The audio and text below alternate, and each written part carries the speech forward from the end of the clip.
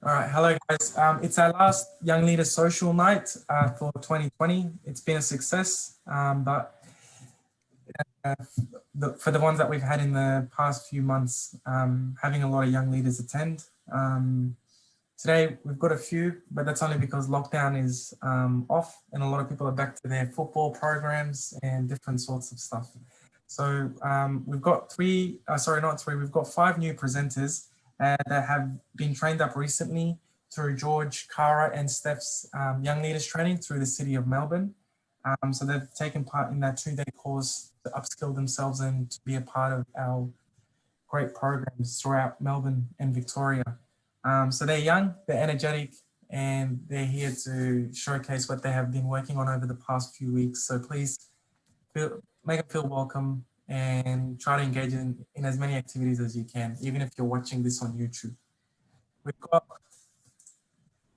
We've got Chloe, Emanuela, Joseph, Rashween, and Josephine.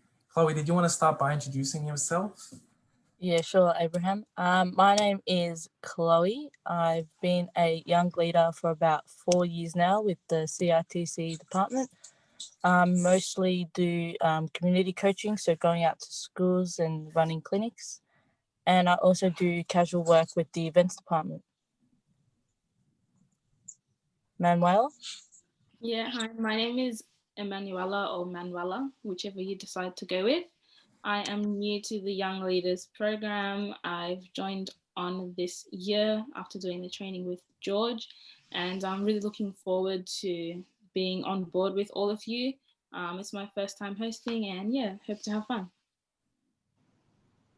Hi everyone, my name is Rashwin, and just like Manuel, I'm also new to the City Leaders program, but I've been a volunteer with Melbourne City under the events team since last year. I'm currently doing my bachelor's of sports management at Deakin University, and yeah, I'm just excited to host tonight. And my name's Josephine. I've only been a young leader for a couple months, but so far it's been good, and I'm really excited to be involved and be a host tonight. I also study at La Trobe University, and I do a Bachelor of Marketing and Event Management. So we'll just go to the next slide. We've got community updates. So I've got a few things to update you guys on for 2021. We've got the Young Leaders Training in 2021, which I'll get George to talk about in a bit, on what we're doing next year. So you guys can hopefully jump on and join us or share with a friend as well. So 2021 programs, we've got Malahang. So Malahang is going to be run a bit different. We were going to have it for 3 nights a week, which is Tuesday, Wednesday, and Thursday. And we have a soccer tournament. So it will be a weekly tournament that goes on for 4 weeks. So teams can register once every 4 weeks, and then the tournament will restart. So we'll try to engage the junior kids within the Banyule area, which is the Heidelberg, Bandura area. And then we'll try to engage the youth as well through those programs, as well as run various other activities for university students, local organizations or schools as well, just to promote the use of Malahang and the pitch. I Speak football programs, they're all the same. They'll be running back next year. We've added a new program onto there as well on Monday nights at Flemington Primary School. So if you're keen, that's the same times as all the other programs, 3:30 to 4:30 out in Flemington area. We've added another homework club, which I'll get maybe Cara to speak a bit about, as she's been involved with the homework club over the past 3 weeks at Dallas Brooks Primary School, which is all the way out in Hume on a Wednesday from 3:30 to 4:30. Cara, did you want to talk a bit about homework club? Yeah, absolutely. So Dallas Brooks, this was the first year on the first term that we did something with this primary school, and it's exciting because it's the first primary school that we're also incorporating into our Citizens Giving for Recovery program. And we partnered with Second Bite, so we're providing students with a healthy snack after school whilst they spend half an hour up on homework, completing some homework or doing some fun activities and tasks such as Sudoku. Lauren and I love Sudoku. Mm-hmm. And then we take them outside and do half an hour of fun football games as well. Yeah, they've been an incredible group for the past 3 or 4 weeks. And we look forward to continuing that program into 2021, along with the other homework clubs that are coming in. Yeah, so we need your help at all of our programs as where programs are opening up and we're getting a lot more kids. So a lot more young leaders would be good for that. We've got the Citizens Giving campaign, which is much later on during the year, but it'll be the same platform as this year. We need to raise money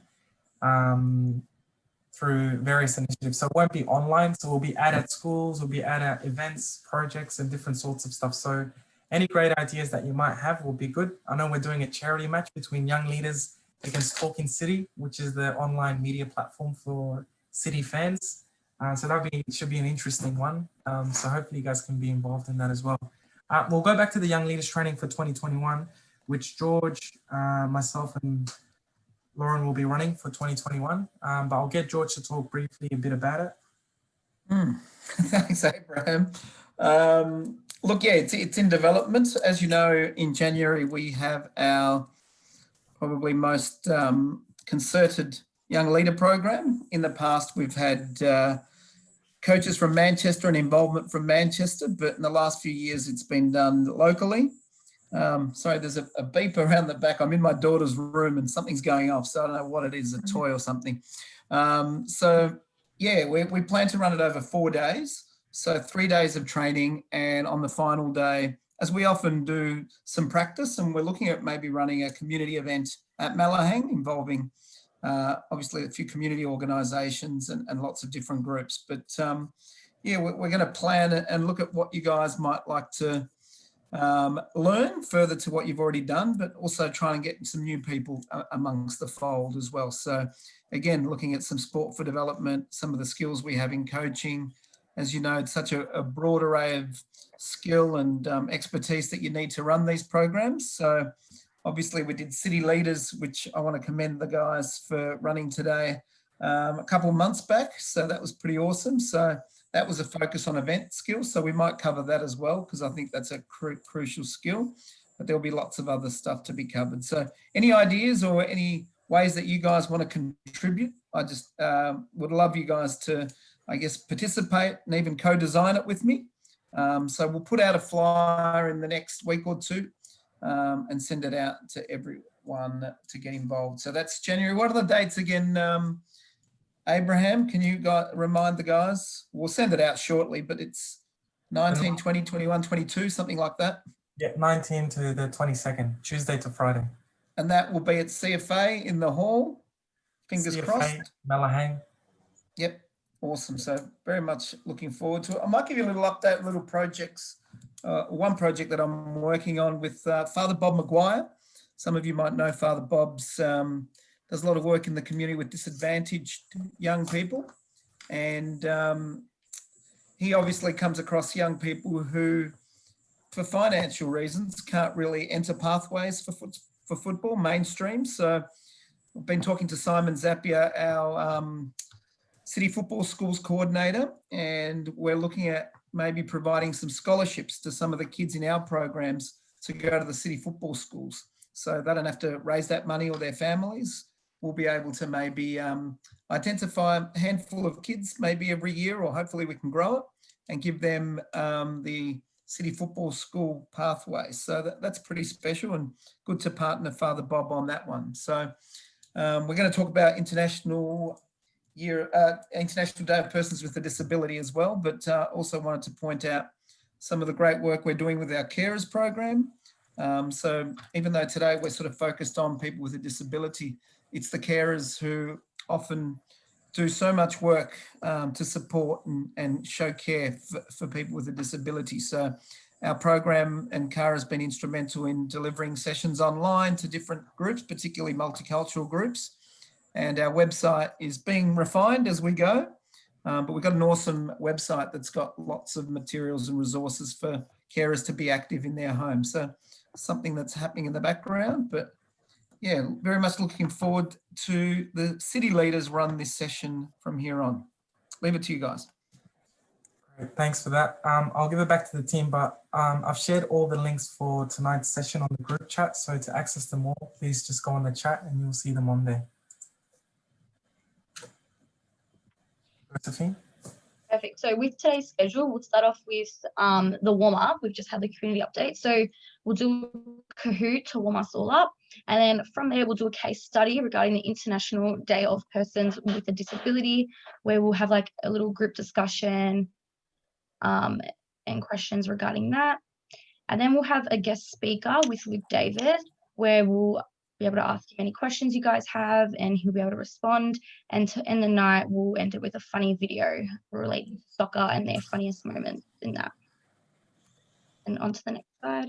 Perfect. So the Kahoot. Okay, so with the Kahoot, I'm going to be running the quiz.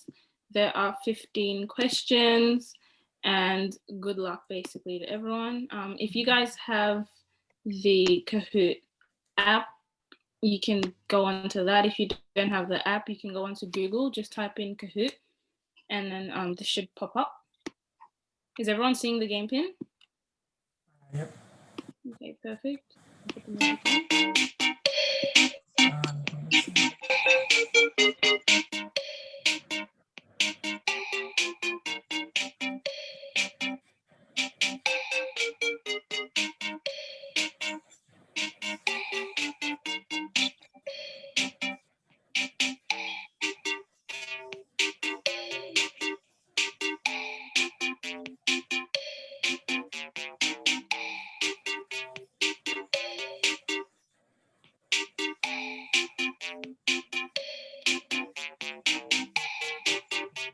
He's got Wimbicla.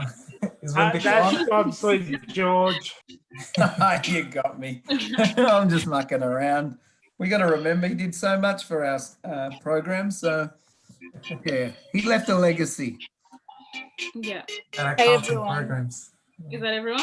Hey, just I think quickly, Lauren left. Is Lauren on? She was just on. Yeah, she's here. Oh, she's joined now. Yeah. Just before the Kahoot gets started, I have to leave unfortunately, but just for tonight, just enjoy it. You're in good hands. These guys haven't done anything like this before, so it's a new experience for them all. But yeah, you're in good hands, and just enjoy the night. And hopefully, I'll see you all soon. But yeah, enjoy and Thanks, thank you all Chloe. for joining. Thanks, Chloe. Thanks, Chloe. Yeah. Bye, guys. Bye, Chloe. Okay, if that's everyone, we'll be starting. So good luck. All right. I'm ready. I haven't even got my question. Who are the 2020 A-League champions? That's still a soft spot. It's the, Is that George or Blake? I can't see the question. So, Who were the 2020 champions, George? yeah, but Victory Gotcha. City, Sydney. Yeah, it's down the bottom. Yeah. oh, time's up. Sorry, you've got to. I got done for time. So we've got LD at the top. Coming for you, Lauren. This is an easy one. When is Australia Day?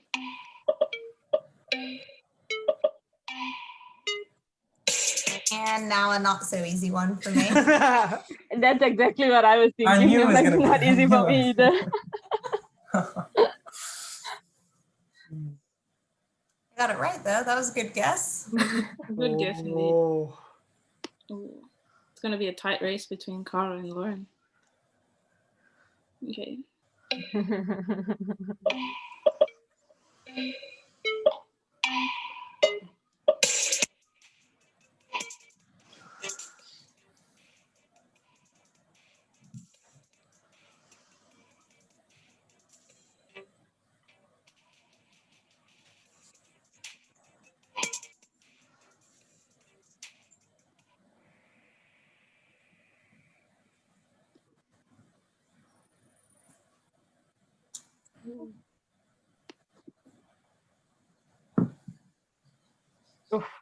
Starting to get a bit harder. So, These real names. Yeah, they are horses' names.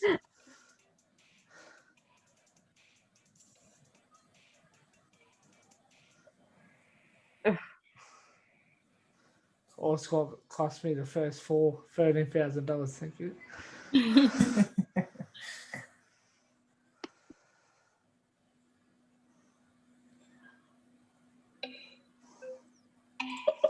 God damn it. This should be a good one. Efficient. See, I missed the first one because I was trying to find the pages, and that's cost me. George, don't make excuses. It's okay. You're in 5th place. Well, what can I do with 5th place? Who I'm, won the I'm very 2020? competitive. I think it's him. My favorite tennis player. Yeah, I was right. Novak. Novak I'm glad Djokovic. no one went with Nick Kyrgios. Yeah. Oh, Win Bickla's I coming would have home been now. concerned.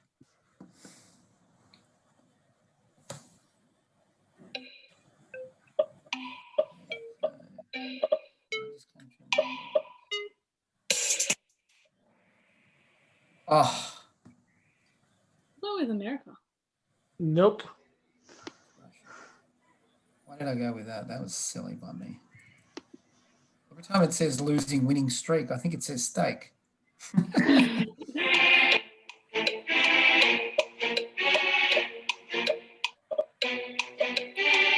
Question.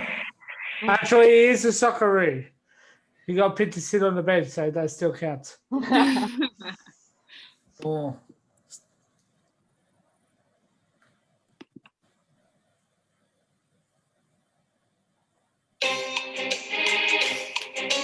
music's cool.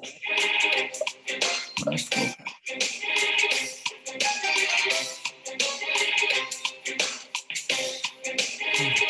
Running out of time.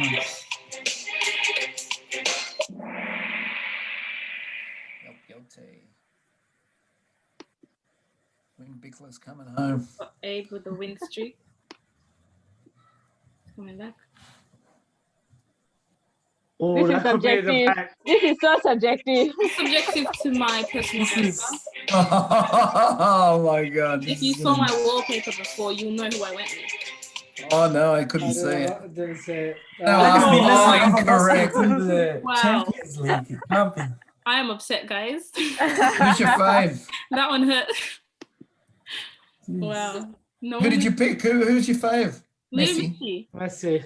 He's dropped off. Wow. I can't believe no one went with him.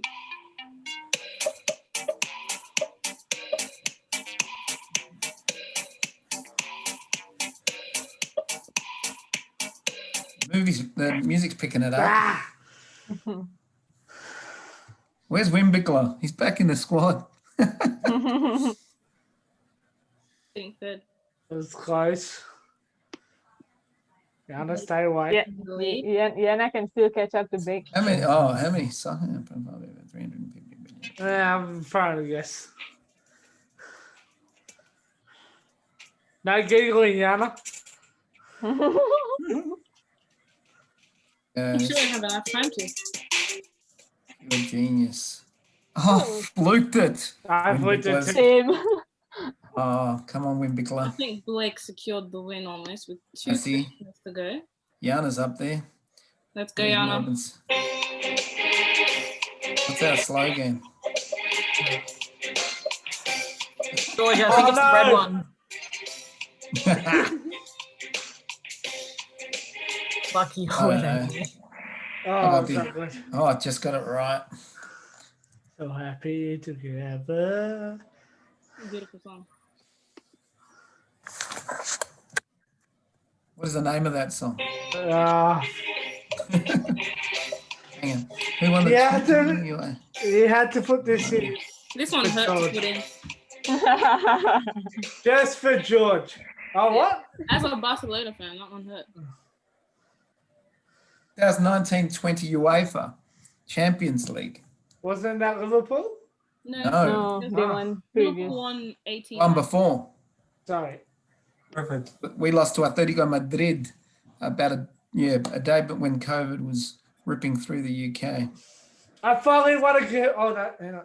One more. Based on the club's nicknames, who won the 2028?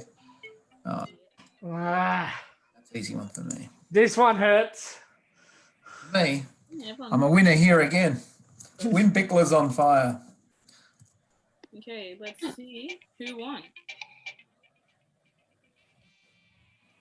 Red. Well done, Resh. Hey. Good. Suresh, Yes. Win Bickler. Something. I finally want a Kahoot. I crumbled late. Congratulations. Yana, you were up there. What happened? You started paddling at the know. end. No, I got the city question wrong and then I was screwed. You got slogan. City question. Yeah, because usually, isn't I it? think that says a lot about me. Hey? It's Can we get usually a- something together. Oh, Can we get a You're copy not big on slogans, Yana. You're substance. Yeah, exactly right. Thank you all for participating in that little Kahoot quiz. Hope you all had fun with it. And yeah, Good I one. hand back over to the next section. Thanks for sharing that, Manuela. Thanks. Good one. Very hard one. All right, so we're going to go into the case study now, sport for participants with disability. So we've got the video, so if you go to the chat, you can access the video on there, but I think we're going to go through the key points first, then watch the videos. Josephine? I was on mute. Yeah, so we'll start off with the key points. So lack of early experience in sport. So why do we think there might be lack of experience or lack of awareness, and how do we include people with disabilities more? Not understanding and having awareness of how to include people. So what can we do to make them feel more welcome, feel more connected and in the community? Should I go through all of them, or are we doing one dot point and we'll discuss, or after the video we'll discuss? Maybe we can watch the video first. Yeah, okay. Discuss it. So yeah, just go on the chat, guys, and the video is there. Yeah, and then we'll come back to these key points. Yeah.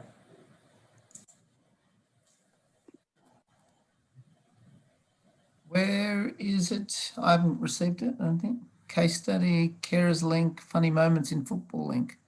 Is that the one? Case study. Case study. Okay, it's part of that, yeah? Yep. Yeah. So just click on case study, guys. And put yourselves on mute, sorry.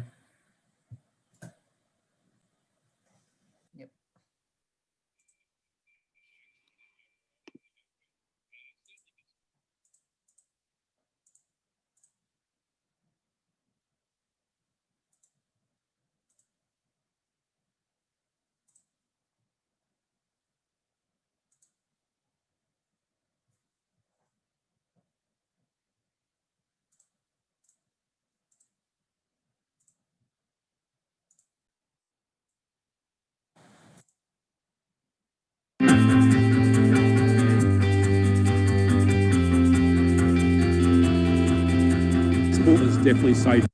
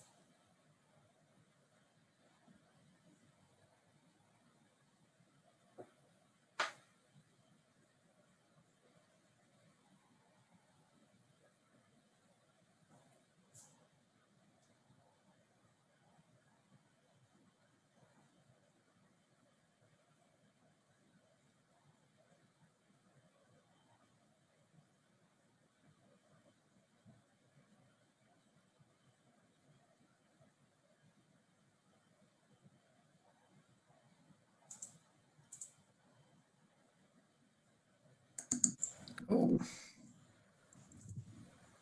Done. well done. Has everyone finished the video? Yep. Yeah, I think so. All right. So starting off with the first one. So does anyone think there is a lack of understanding with or awareness in general with like disability in sport? At this kind of stage, I believe so. I've noticed that I've got a friend by the name of Joseph Acheta who plays in the Victorian Paralympic soccer team, and the amount of like dedication or exposure is not enough for them. Like they have to find their own ways to get funds to get across harbour for championships. So I think more exposure will be good for disability in sport. Yeah, definitely. Anybody else? No, that's okay. So on to the next one, not understanding and having awareness of how to include people with a disability. What can we do to like help people with disabilities like feel more connected, feel more belonged in the community and stuff like that? I think training and education for others once they're engaging in those programs is a different type of skill sets you need to engage and I guess be a part of those activities as well. One of them. No, go ahead. Sorry, I thought you were done. Sorry? Are you finished? I'm sorry, Abraham. Yeah, no, I'm finished. I was just saying communication is probably the main skill that you would need in there as well. I agree. I think a lot of people, especially in what we do, obviously we're working in the community with different groups of people and we want to help, but I think a lot of people get intimidated by not knowing, you know, what the person is capable of or not capable of, and you know that you want to include them, but you know, what are they able to do? So I think, like Abraham said, the education and training behind it so that we can go into these programs and feel comfortable and confident, like we know what we're doing, and we're able to include everybody in the game. So I think that's really important. Now, how we go about that, you know, another thing, but. Yeah, definitely. Even like in primary schools, like teachers should be like maybe teaching kids more about people with disabilities and like all the different types and stuff at a young age, because as they grow older, they might encounter more people with like disabilities and stuff. So that could be another option as well. Limited opportunities and programs for participation, training and competitions. So does anyone know if there are like a lot of competitions that allow people with disabilities to even participate in, or there's more like opportunities for other people? What is everyone's thoughts on that?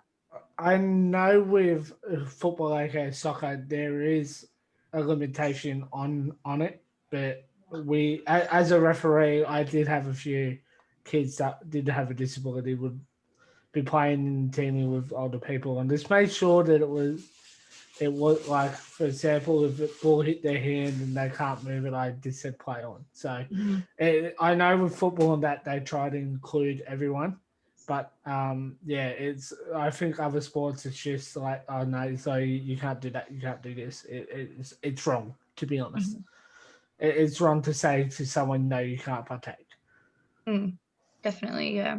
I think the important thing is to adapt this, to modify the sport so that we can include everybody in it. You know, not just for fully able people to play the sport. Like Blake said, you know, if you modify the rules and modify the way the sport is played, then you don't have to tell someone, oh no, you can't do that, because it's all accounted for. Well, the best way I see it is back in when I did see that, we had a day where we went out and saw all the different sports that people in a wheelchair or someone like that can do.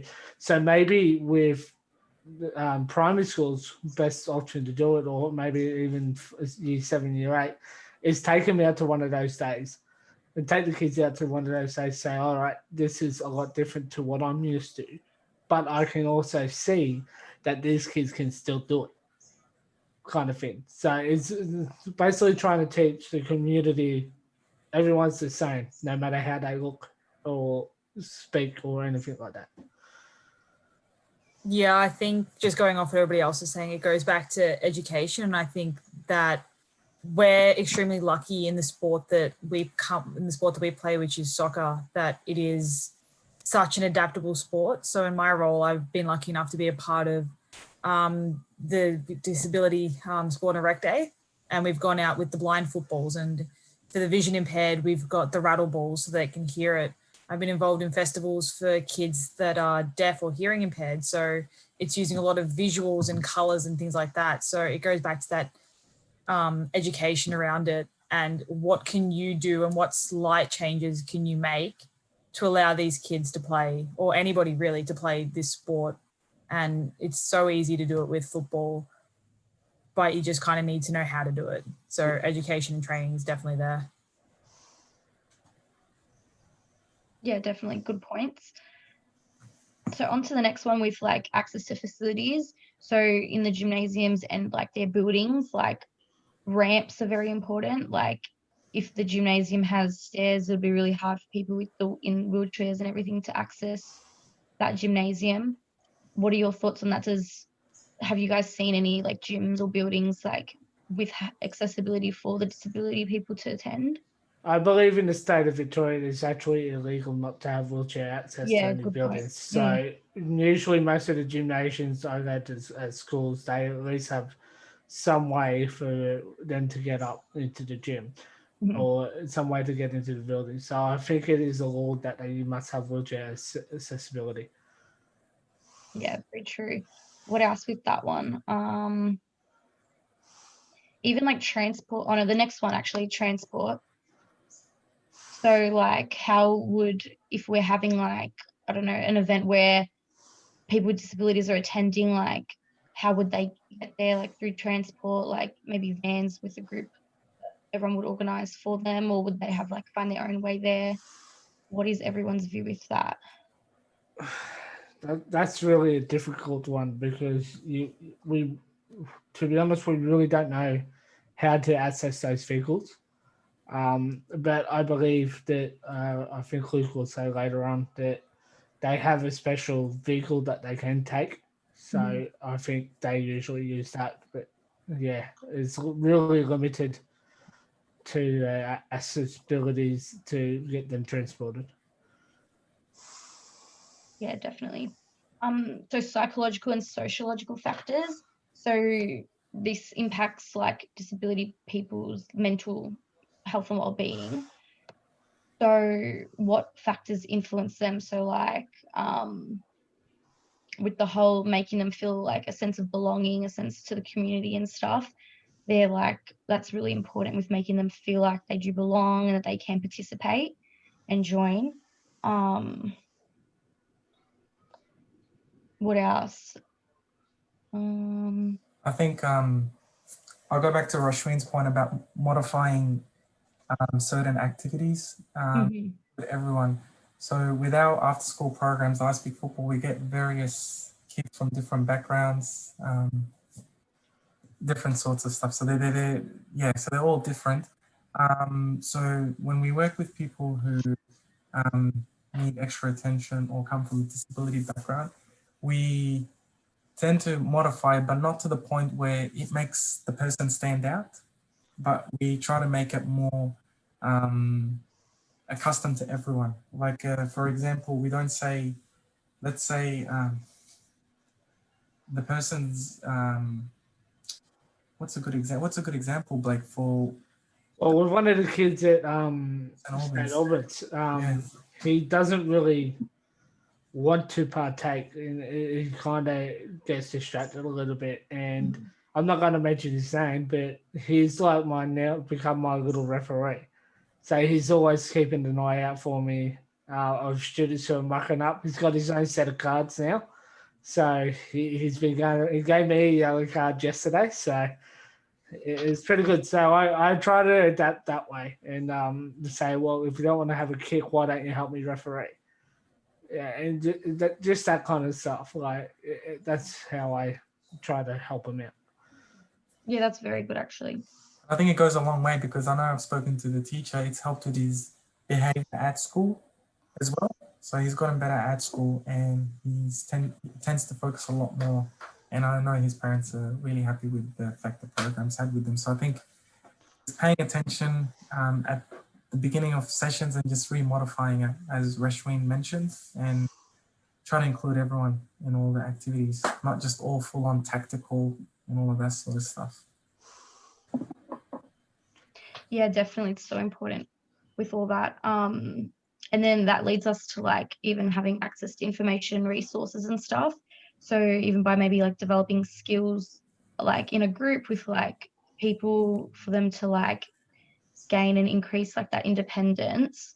Does anyone know, like, I know there's NDIS that like is all for supporting and helping those with disabilities. Does anyone have any other resources that they know of that? I think most, like I know the FA have some stuff like that, but I think the Victorian Disability Sport and Recreation Department has a lot of information on that. So As well, yeah. we could go through there. I can just say a few things, and you guys are a lot younger than me, but over the years there's been a change, and we've still got a long way to go, where people with a disability have not had the opportunities to participate in the community and in general life as they should, whether it be playing sport, working, studying and the like. There's always been barriers, discrimination, and the barriers could be enormous, to be honest. A whole range of different pathways that have not sort of allowed them to participate in sport. There've been some great pioneers who've done some great work, but you've probably seen in your time probably a change in momentum around sport and inclusion, where we're trying to include a whole range of groups who aren't playing sport, anywhere from the women's sport movement. I do work with homeless individuals. We're trying to target older people. We've done carers. Disability is one that's always been a tricky one for many because, again, they perhaps lack a bit of confidence or expertise to work in that space. But we're starting to hopefully change that slowly but surely by educating people more about creating programs and opportunities for people with disability to play sport. So you talked about the NDIS. That gives people the funds to be able to participate in all range of different things in life, and also they can purchase access to sport for some of them. So you'll see a growth in participation. We have to understand also that sport can mean physical disability, intellectual disability and mental disability. So again, you talked about modified sports, but there are also sports that you can incorporate into larger groups. And you would have seen in that video where able-bodied people as such, people who aren't disabled play the sport with disabled people, which for me is the perfect inclusion, because the last thing ideally is that we have just people with disability over there being isolated and ostracised from the community. Inclusion is about bringing people together, and that's what sport does well. So that's an important aspect for mine. So Luke will talk about it in just a moment. But for me, one thing to understand too is that there's a growth in sort of us trying to create opportunities for people to participate and be active, people with this disability, but also think about people with a disability who might want to volunteer, might also want to be a young leader, might also want to be an administrator, a referee. We mentioned that earlier through Blake. So, think about sport not just as participation, but also broader opportunities and what we do. So I'm actually putting in for a grant for us to run a young leader program for people with disabilities and try to marry up with the young leaders, including you guys. So that's a little something that I'm working on at the moment. But yeah, for us, I think it's about education, and education is about finding out more from people with disability and empowering them to create programs and for them to drive the change. And someone like Luke, and I'll allow you to introduce him, is one of those people who obviously has the insight, but also the willingness to try and grow the participation of his sport. And you're going to hear about that in just a moment. But for me, it's about capacity and empowering them with the skills and opportunities to do it, but also the funding. And so more recently, there's been more funding allocated in this space. So sorry to take up all your time, but that's a quick little snapshot from my perspective. No, that's amazing. Thank you for that. Well, really good to know as well. Well, I think that ends our group discussion actually. So I think if Luke's here, we can interview him as well now. Yeah. Sure. So I'd like to welcome Luke David, who is our special guest tonight, since it is International Day of a Person with a Disability. Luke is the captain of Melbourne City's Power Chair team, and he is a great disability sports pioneer. So welcome, Luke. Thank you. Thanks for having me, everyone. Thanks for coming. I'm so excited to speak to you. I read so much about you, and it's just amazing the things that you've done. So let's just start off with a little introduction. So what is Power Chair football, and where is it played in Melbourne and internationally? Yeah, so Power Chair football is the world game of football or soccer, modified for people that use power chairs, or some people call it electric wheelchairs, for daily mobility. So the rules have always been specifically built around making the sport more inclusive and accessible for people in power chairs to participate in. So it's 4-on-4 and one designated goalie per team. We play on an indoor basketball court. We play with a football that's about 1.5 times larger than regular football. And we got a speed limit on all the power chairs, so that we can't go faster than 10 kilometers per hour. And we get speed tested before every game to make sure everyone's going by that rule. But yeah, I guess one of the main things of the rules is that there's something called a 2-on-1 rule, which is, I guess, similar to the offside rule in what we call the running game of football, which means that you can't have two players of the same team on the ball at one time. So everyone has to be 3 meters apart, and that creates the more open and free-flowing game of power chair football. And we play that in the eastern suburbs of Melbourne, but it's played all around Australia and all around the world. It's actually one of the fastest growing adaptive sports globally. Nice. Okay. So now let's find out a little bit about you. So when did you start playing football, and how has it impacted your life? Yeah, so like in general, I've been playing power chair sports since 2005, when I was 12 years old, but I didn't learn about power chair football until about 2011. And that was from a workshop in Sydney where international players from France, America, and Japan came down and introduced the sport to all players around Australia.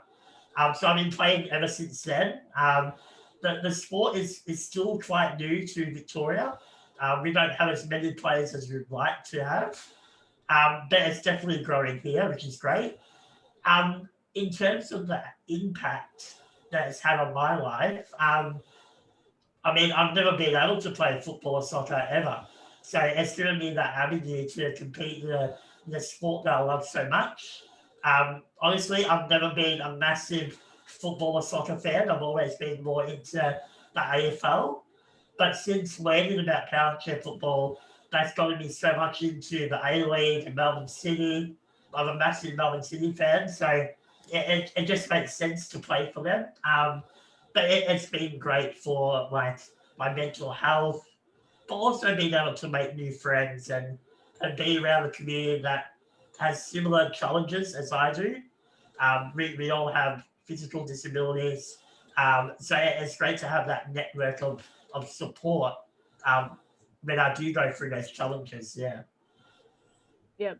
So in that sense, how did the COVID lockdown affect you? Yeah, it's a good question. It's definitely been very, very hard, mostly on my mental health. I'm a very passionate and competitive sports person. So not being able to play sport for 7 or 8 months has been really hard. Like some days I just didn't want to get out of bed pretty much because there was nothing really to do. So but in a way, I'm glad that I was able to work from home. But my mental health was just not there at all for certain periods of that lockdown. And also just the anxiety of COVID and not knowing how bad it really is. I've obviously got a lot of respiratory illnesses, so I guess I'm at high risk of really bad cases of COVID. So I've been isolating at home since March. So it's been really great to get out and about over the last few weeks and to be able to see friends and family, because during that lockdown, I wasn't letting anyone come through my house, just apart from my partner and mum, pretty much. So it's been really great to get out since lockdown has ended, yeah. Nice, that's good. So what has it been like being a Melbourne City supporter? It's been amazing. Being able to play for the club that I support is just something that I never thought would be possible. I've been able to go to some of the matches at AAMI Park. I try to go to all the matches I can. And to be recognised by some of the fans, knowing that they know that I play for the Powerchair team is really amazing. I mean, like, when Melbourne Heart was established earlier on, I almost automatically knew that I would be a fan of the club. And it really got me into football as well on a more general landscape. But yeah, it's been an amazing experience to be able to play and captain and coach and do a lot of different things with the Powerchair team and also all the other teams with Melbourne City, yeah. Yep. So how has the club supported your team? Yeah, so we were established in, I think, the end of 2015. So at first we got jerseys and a lot of support to establish the team and really grow our numbers in terms of participation. But over the last year, we were lucky enough to get a grant from Westpac. And City in the community has been really great. We've tried to help us grow our numbers, try and get some more volunteers involved with our club, helping out with coaching and refereeing. So I guess one of our main aims for the next 12 months is to keep growing our team and raising that awareness on what Powerchair football is, what the Powerchair team does, and how much we actually put into the sport and how serious it can be. A lot of people think that Powerchair football is just a social sport, which it is, but there's a very competitive side to it as well. So we're hoping to raise up awareness as well. That's good. So what is your most memorable moment as a Melbourne City player? Oh, that's a good question. I mean, we've been to a couple of national championships in Sydney, and I think probably scoring against Central Coast Mariners Powerchair team, I think it was 2017, in probably the last 20 seconds of the match to win the game. That's probably my most memorable moment, especially because we had such an inexperienced team at the time, and we were very, very heavy, I guess, non-favourites to win the game.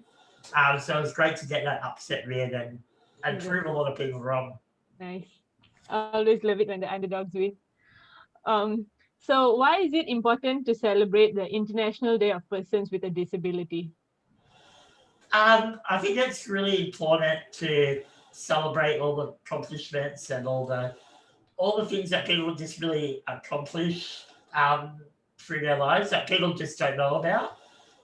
But it's also great to educate the general society about disability. People with disabilities deserve the right to get out and live the lives that they want to. And I still feel like a lot of people don't really understand what that means for people with disability. But it's also a reminder that not just today, but every day, people should be supporting and including people with disability, not just in sport, but in the workplace, in relationships, in education. So that's really important as well. But also to maybe, I guess one of the key things is to lift people's expectations of people with disabilities. Like we can achieve so much in our lives, and people just sometimes don't give us the chance to do that. Like growing up, I never thought I would have a job. I never thought I would have a partner or get married or play sport, anything like that. And I've been able to achieve a lot of that, which I'm very lucky for. But a lot of people just don't give us the chance to do that. And I think another key point is just it's a reminder to start those conversations and sharing stories of experiences for people with disability as well. And so what do you think can we do to make the world more inclusive and supportive of people with disabilities?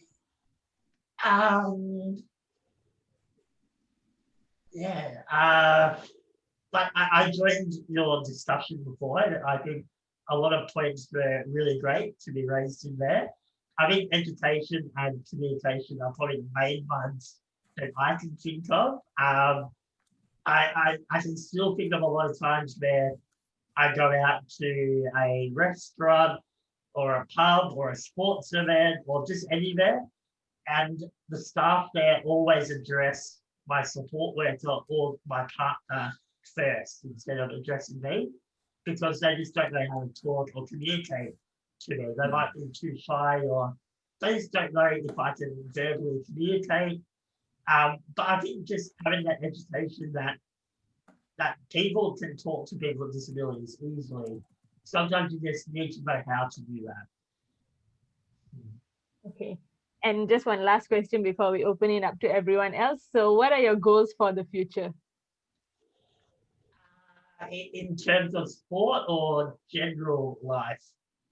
In terms of sport.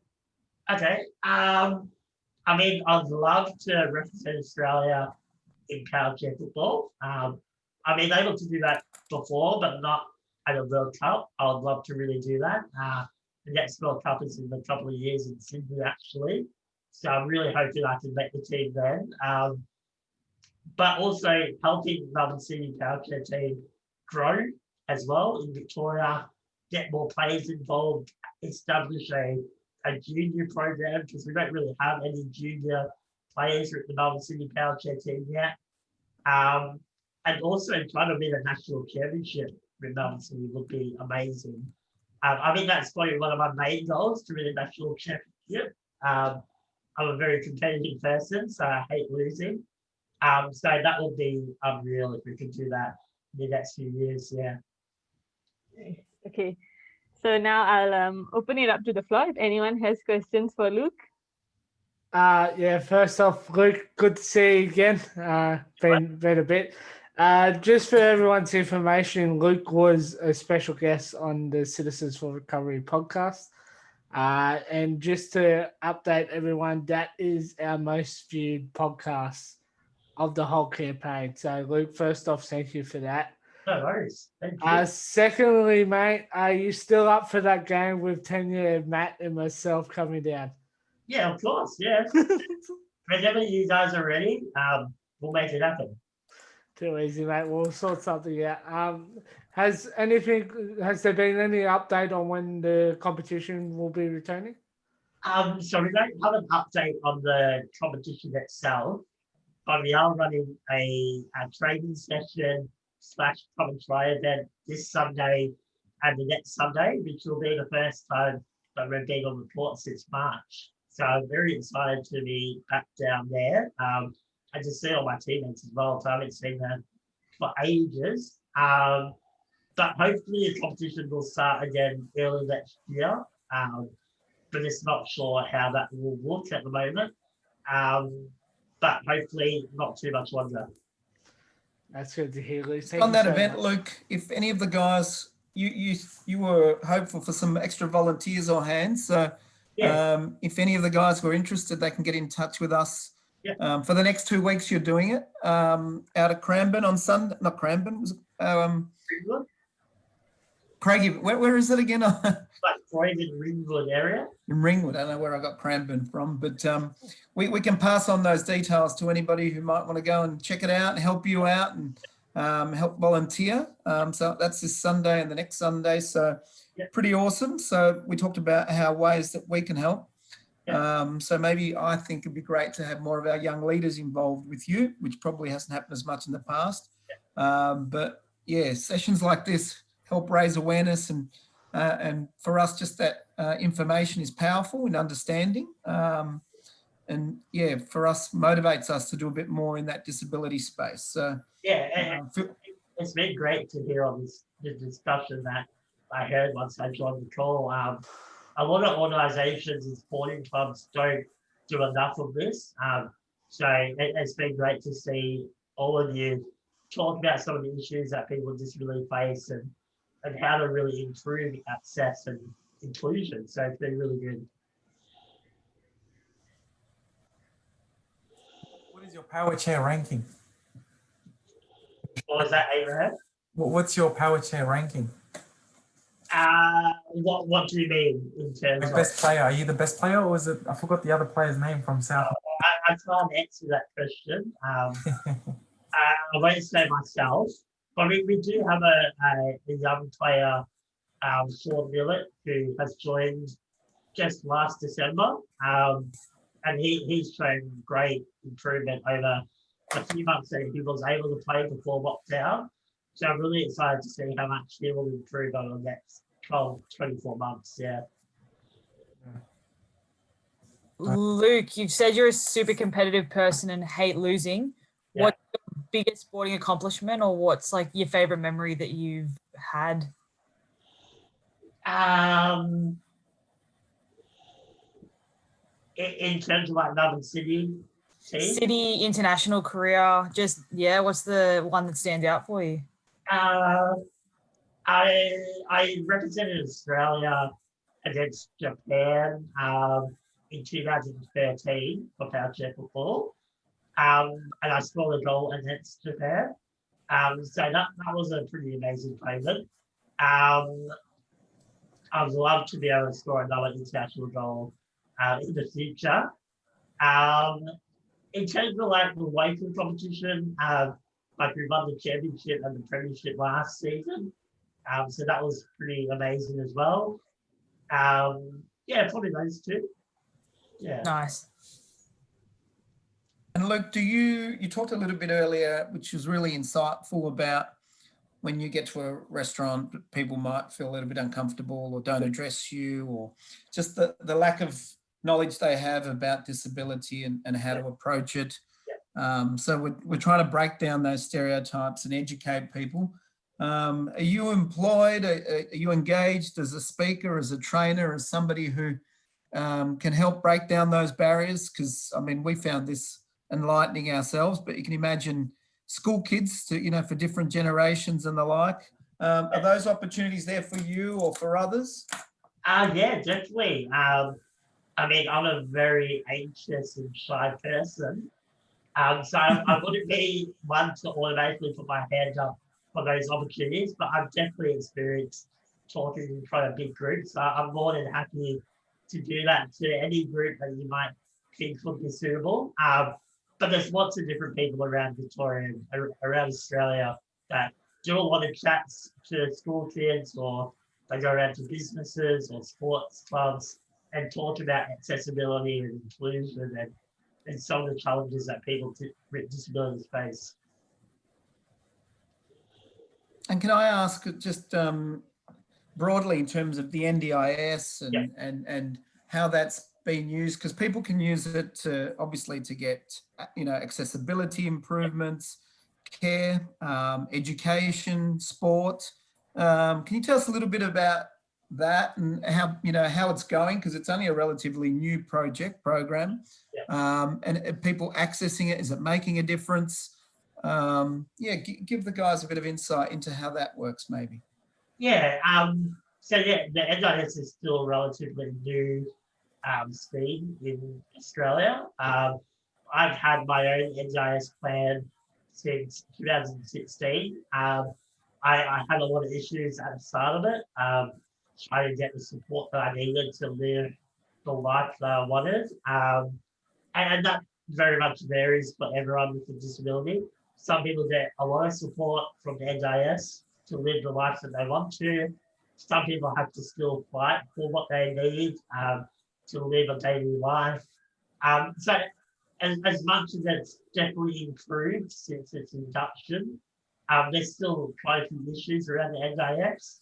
And then, I think that was always going to be the case because it's such a big scheme that has to support so many people around Australia. In terms of what it helps me with, mainly it helps with support workers to help me get out of bed and get ready for the day. Helps me go to sport. My sports share is also funded through the NDIS. Because those shares can cost up to $20,000. But mostly, I guess in a more broader landscape, the NDIS is getting there and it's helping so many people with disabilities. There's still a little bit more work to be done there. Yeah, fair enough. Luke, as you said, some of the City fans do recognise you when you go to games. How are the fans to you when you rock up? Yeah, they've been awesome. I always get handshakes and high fives before COVID, of course. And it's just great to be recognised for all the hard work that we put in for the Power Chair team. Like we train once a week. We pay all of it mostly out of our own pockets. We put a lot of time into our training and games. So it's great to be recognised for that. I'm really looking forward to the new season. Hopefully I'll be back at Eden Park very soon to see some of the fans as well. Yeah, really looking forward to that. So is that you saying you're going to be front and centre on the 8th of January against Newcastle? Yeah, I'll be there. We'll definitely see you around there. Look. Last question from me. I know last year we spoke about the captain and coach, but now you got Michael Roski as coach. How much of a difference has that made for your team? Yeah, it's been great. Michael's got so much experience in disability sport and disability football, of course. So it's been great to teach some of our players some different skills and more technical, technical detail of the sport. So a lot of our players don't always, they're not always big sports fans. They have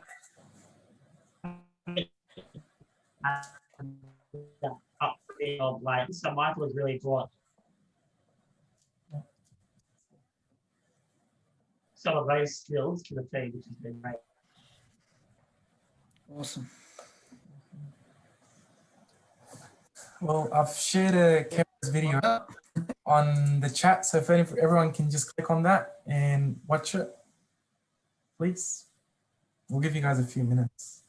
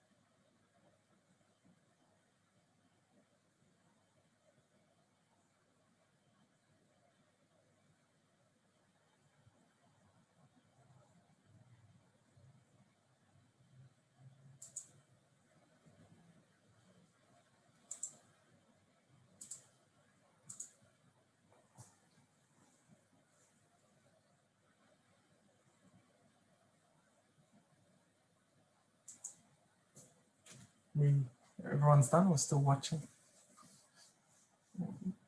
Good.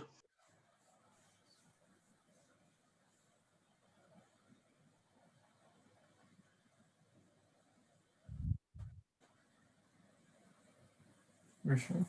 Okay. Yeah, okay. So that brings us to the end of our night. Thank you for staying with us, even though we went a bit over time. Thank you so much, Luke, for coming and sharing your story with us and showing us everything that you do. It has definitely inspired me to become more involved as a volunteer within the disability sport community. And also thank you to everyone else who attended and joined us for this session. And Happy New Year and see you guys next year. Yep. Thanks, everyone. Thanks, Luke. Inspirational Thank to you. everyone. Young leaders next year, forget the dates, but you'll find out about 19th to them. the 22nd. 19th, well done, Abraham. But everyone have safe holidays and look forward to the season. We'll stay in touch. If you want to head out on Sunday and help Luke, get in touch with us. We'll give you the details. But even into the future, let's see if we can get more involved with Luke. All that jazz. Well done on a great year, everyone. Well done, Thank Well everyone. done, guys. Thank And you thanks to for the new young leaders as well for presenting today. You guys did a fantastic job. Thank Okay, you. so well done. Absolutely brilliant. Thanks for the Facilitated it opportunity expertly. to do it. Yeah. All right. Thanks, Great guys. stuff, everyone. Enjoy your Thanks, dinner. everyone. Have a good Merry night. Okay, Christmas, Happy guys. New Year. Bye-bye. Bye. Thank you. Bye. Thanks again, guys. Thank you.